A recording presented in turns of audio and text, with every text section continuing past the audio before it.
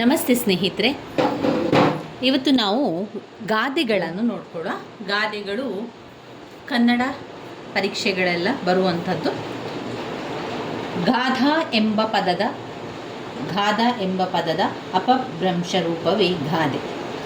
ಗಾದೆ ಒಂದು ನಾಡಿನ ಜನಸಾಮಾನ್ಯರು ನಿತ್ಯ ವ್ಯವಹಾರದಲ್ಲಿ ಸಹಜವಾಗಿ ಬಳಸುವ ರೂಢಿಗತ ಅಲಂಕಾರಿಕ ಮಾತು. ಇದು ಯಾರಿಂದ ಯಾವಾಗ ಹುಟ್ಟುತ್ತದೋ ಹೇಳಲಾಗದು. ಒಂದು ವಿಶಿಷ್ಟ ಅನುಭವವು ಇಲ್ಲಿ ಸೂತ್ರಪ್ರಾಯ ನುಡಿಗಟ್ಟಿನಲ್ಲಿ ರೂಪುಗೊಳ್ಳುತ್ತದೆ. ಗಾದೆ ಸಂಕ್ಷಿಪ್ತವಾಗಿರುತ್ತದೆ, ಅರ್ಥ ಚುಟುಕಾಗಿರುತ್ತದೆ. ಗಾದೆಯಲ್ಲಿ ಪ್ರಾಸಬದ್ಧ ಅಕ್ಷರಗಳು ಅರ್ಥಪೂರ್ಣವಾಗಿ ಜೋಡಣೆಯಾಗಿರುತ್ತದೆ. ಗಾದೆಯಲ್ಲಿ ಒಂದಲ್ಲ ಒಂದು ಉಪಮೆ, ದೃಷ್ಟಾಂತ ಅಡಕವಾಗಿರುತ್ತದೆ.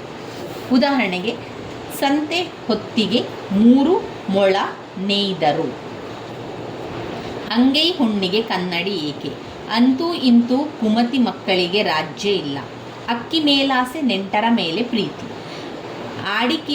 ಅಡಿಕೆಯಲ್ಲಿ ಹೋದ ಮಾನ ಆನೆ ಕೊಟ್ಟರೂ ಬರದು, ಅಲ್ಪರ ಸಂಘ ಅಭಿಮಾನ ಭಂಗ, ಆಕಳು ಕಪ್ಪಾದರೆ ಹಾಲು ಕಪ್ಪೇ, ಆಯ ನೋಡಿ ಪಾಯ ಹಾಕು, ಆಳಾಗಬಲ್ಲವನು ಅರಸನಾಗಬಲ್ಲ. ಈ ರೀತಿಯಾಗಿ ಅನೇಕ ಗಾದೆ ಮಾತುಗಳನ್ನು ಕೊಟ್ಟಿದ್ದಾರೆ. ಇದರಲ್ಲಿ ನೀವು ಗಾದೆ ಮಾತುಗಳನ್ನು ನೋಡ್ಕೊಳ್ಬೋದು. ಹಾಗೆ ಇನ್ನಷ್ಟು ಪುಟಗಳು, ಇದೆಲ್ಲ ಕೂಡ ಗಾದೆ ಮಾತುಗಳೇ ಆಗಿರುವಂಥದ್ದು. ಅನೇಕ ಗಾದೆ ಮಾತುಗಳಿದೆ.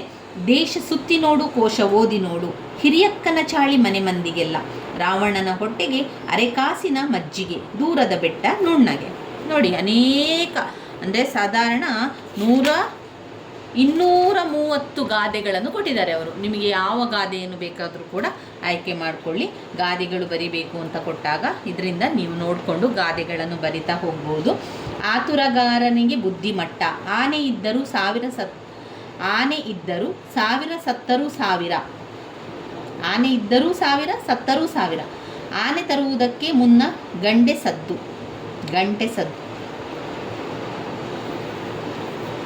ಆರಿ ಹೋಗುವ ದೀಪಕ್ಕೆ ಕಾಂತಿ ಹೆಚ್ಚು, 6ಕ್ಕೆ ಏರ 3ಕ್ಕೆ ಇಳಿಯ. ನೋಡಿ, ತುಂಬಾ ಗಾದೆ ಮಾತುಗಳಿದೆ.